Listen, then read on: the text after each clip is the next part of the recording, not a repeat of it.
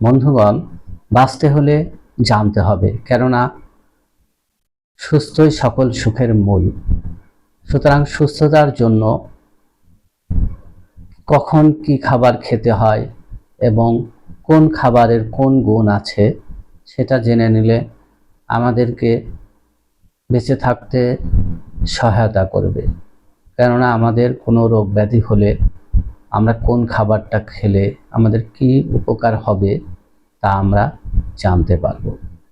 এই জন্যই আল্লাহ তাআলা আমাদেরকে প্রচুর নিয়ামতের মধ্যে ভরপুর করে রেখেছেন। লক্ষ্য করলে দেখবেন বিভিন্ন সিজনে বিভিন্ন ধরনের খাবার আল্লাহ তাআলা কেন দিয়েছেন, নিশ্চয়ই কোনো লক্ষ্য আছে এবং নিশ্চয়ই কোনো উপকার আছে। যাই হোক, আমি আপনাদের পাশে নিয়মিত স্বাস্থ্য টিপস নিয়ে আপনাদের পাশে আছি।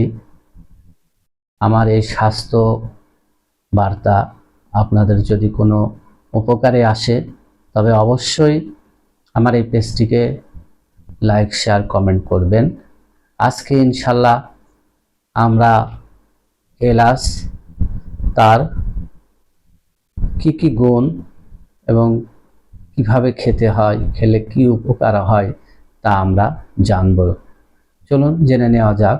ছোট এলাচ, খেজুর আর আঙুর একসাথে পিষে মধু মিশিয়ে খেলে কাশি, হাঁপানি আর শরীরের দুর্বলতা কেটে যায়।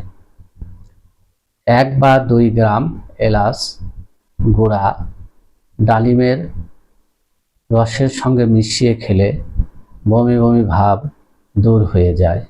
খোসা সহ এলাচ পুড়িয়ে সেই পুরানো ছাই এর সাথে মধু মিশিয়ে খেলে কফের জন্য অথবা কাশির জন্য যে বমি হয় সেই বমি বমি ভাব দূর হয়ে যায়। 2 গ্রাম এলাচের দানা চূর্ণ করে একটু লেবুর রস মিশিয়ে খেলে বায়ু, পেট ব্যথা ও গ্যাসের সমস্যা উপশম হয়। এলাচের দানা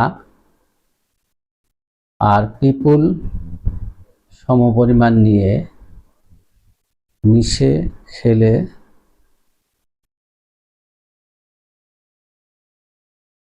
এলাচ দানা, জয়ত্রী